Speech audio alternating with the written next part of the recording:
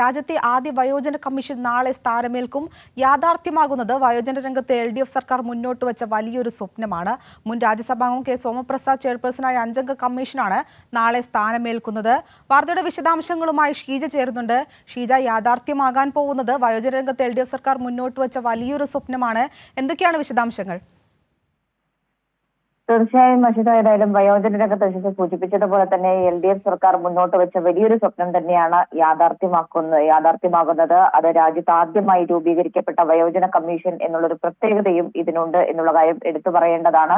നാളെ രാവിലെ 11 മണിക്കാണ് ചുമതലയേൽക്കൽ ചടങ്ങ് നടക്കുക.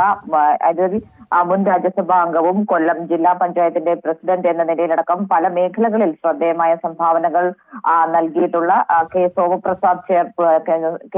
സോമപ്രസാദാണ് ചെയർപേഴ്സൺ. അതിൽ ഈ കമ്മീഷനിൽ ആകെയുള്ളത് 5 അംഗങ്ങളാണ്. സോമപ്രസാദിന് പുറമെ വയോജന ക്ഷേമ പ്രവർത്തനങ്ങളിലെ നേതൃത്വപരമായി 1/4 നൂറ്റാണ്ടോളം പ്രവർത്തിച്ച് പോരുന്ന സീനിയർ സിറ്റിസൺസ് അസോസിയേഷന്റെ ജനറൽ സെക്രട്ടറി കൂടിയായിട്ടുള്ള അമരവിള രാമകൃഷ്ണൻ, അതോടൊപ്പം തന്നെ ശ്രീ EM രാധ, അതിന് പുറമെ ഈ കമ്മീഷനിലുള്ളത് KN നമ്പൂതിരി തുടങ്ങിയവരാണ് ഈ കമ്മീഷനിൽ ഉള്ളത്.